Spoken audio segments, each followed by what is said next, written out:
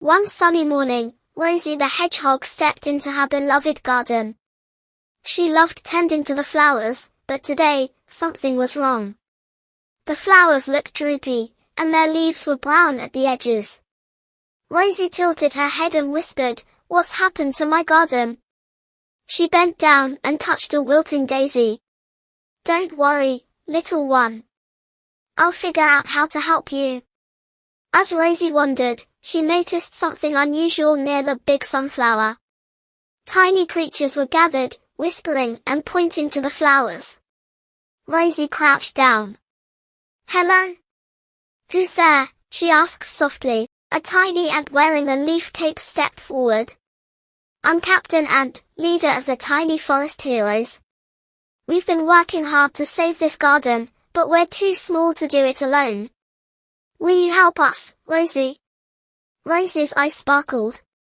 "Me? Of course. What do we need to do?"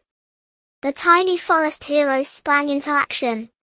Rosie fetched water in a tiny acorn bucket, carefully pouring it around the roots. Lila the ladybug flitted from flower to flower, sprinkling golden pollen. Bumble the bee buzzed happily as he carried the pollen far and wide. Captain Ant directed his team, making sure every task was done perfectly. Rosie wiped her brow and smiled. "We're doing it. The flowers are perking up already." After hours of teamwork, the garden looked more beautiful than ever. Flowers bloomed in every color of the rainbow, and the air buzzed with the happy hum of insects. Captain Ant stood on a small rock and declared, "Rosie, you've been a true friend to the garden. As a thank you, we crown you an honorary tiny forest hero." Lila the ladybug gently placed a soft petal cape over Rosie's shoulders. Rosie beamed with pride. "Thank you, everyone. I couldn't have done it without you."